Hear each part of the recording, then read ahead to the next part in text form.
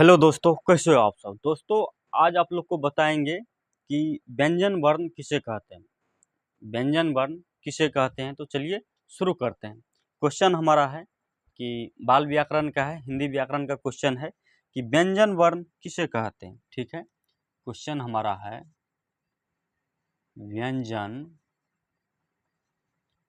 व्यंजन वर्ण consonant CONSONANT consonant किसे कहते हैं, किसे कहते हैं। ठीक है, ये हमारा क्वेश्चन हो गया, व्यंजन वर्ण किसे कहते हैं। ठीक है, चलिए इसका उत्तर लिखते हैं। व्यंजन वर्ण किसे कहते हैं। व्यंजन वर्ण स्वर वर्णों की सहायता से बोले जाते हैं। ठीक है, व्यंजन वर्ण स्वर वर्णों की सहायता से बोले जाते हैं। व्यंजन वर्ण स्वर वर्ण की सहायता से बोले जाते हैं। ठीक है, बोले जाते हैं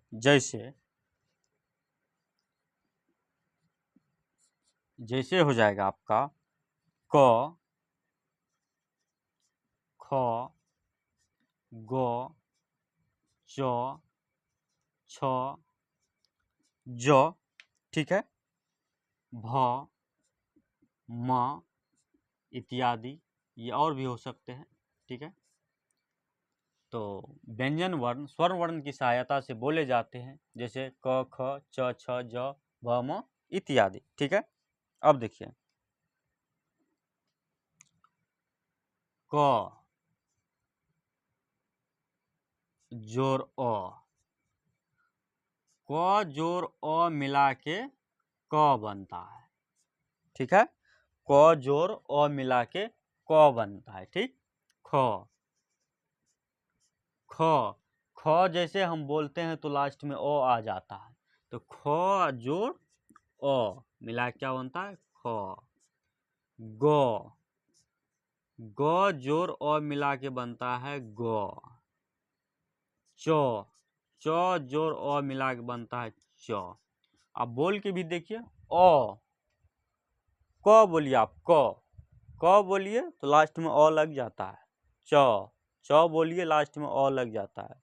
ख बोलिए लास्ट में अ लग जाता है। इसलिए कह रहा है कि व्यंजन वर्ण स्वर वर्ण की सहायता से बोले जाते हैं। व्यंजन वर्ण जो है स्वर वर्ण की सहायता से बोले जाते हैं, अकेले व्यंजन वर्ण नहीं हो जाता है। क बोलते हैं लास्ट में अ आ जाता है, इसलिए कि व्यंजन वर्ण स्वर वर्ण की सहायता से बोले जाते हैं। ठीक है, इसका परिभाषा यही है। कह रहा व्यंजन वर्ण किसे कहते हैं, तो व्यंजन वर्ण स्वर वर्ण की सहायता से बोले जाते हैं। ठीक है, व्यंजन वर्णों के उच्चारण में व्यंजन वर्णों के उच्चारण में व्यंजन वर्णों के उच्चारण में जिन स्वर मूलक चिन्हों का प्रयोग होता है, जिन स्वर मूलक चिन्हों का प्रयोग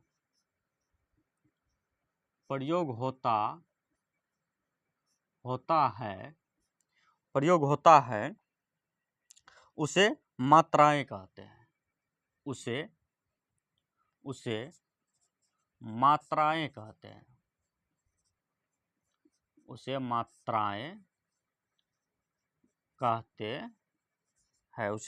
मात्राएं कहते हैं। जैसे ध्यान देंगे, कह रहा है कि व्यंजन वर्णों के उच्चारण में जिन स्वर मूलक चिन्हों का प्रयोग होता है उसे मात्राएं कहते हैं। व्यंजन वर्णों के उच्चारण में जिन स्वर मूलक चिन्हों का प्रयोग होता है उसे मात्राएं कहते हैं। देखिए, ये हो गया एक मात्रा। ठीक है, उसके बाद ये हो गया, उसके बाद ये मात्रा हो गया, उसके बाद हर्षु का हो गया, उसके बाद दुर्घु का हो गया, उसके बाद ये हो गया त्रि या क्री इसे बोल सकते हैं, ठीक है। उसके बाद ऐकार हो गया, ऐकार हो गया, ठीक है। औकार हो गया, ओकार हो गया, ठीक है।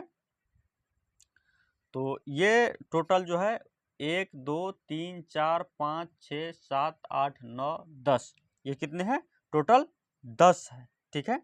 ये मात्राएं 10 है, ठीक है। कितने हैं ये मात्राएं, ये मात्राएं, ये मात्राएं 10 है, 10 है, ठीक है। तो एक बार आप लोग को फिर से हम समझाते हैं कि व्यंजन वर्ण कह रहा है कि व्यंजन वर्ण किसे कहते हैं। तो व्यंजन वर्ण स्वर वर्णों की सहायता से बोले जाते हैं। व्यंजन वर्ण जो है स्वर वर्णों की सहायता से बोले जाते हैं, जैसे क ख ग च छ प फ भ म। जैसे बोलते हैं कोई भी वर्ण हम बोलते हैं, अ बोलते हैं तो लास्ट में अ, क बोलते हैं तो क लास्ट में अ आ जाता है, च बोलते हैं तो लास्ट में अ आ जाता है, ठीक है। इसलिए व्यंजन वर्ण की सहायता से बोले जाते हैं, ठीक है।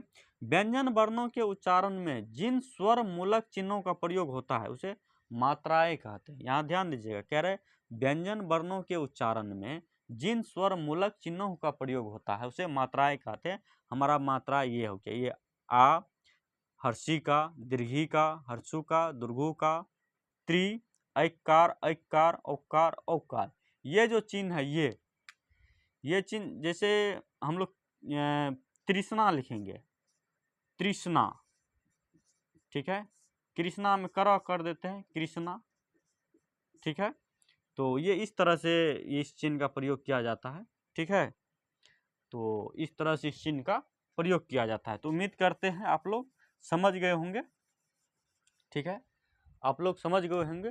तो नेक्स्ट वीडियो में जो आप लोग का आएगा कि व्यंजन वर्ण के कितने प्रकार होते हैं, इसके बाद जो आएगा व्यंजन वर्ण के कितने प्रकार होते हैं, तो चैनल को लाइक एवं सब्सक्राइब जरूर कीजिएगा ताकि दूसरा वीडियो बना के डाले तो आप लोगों तक तुरंत वीडियो पहुंच जाए। धन्यवाद।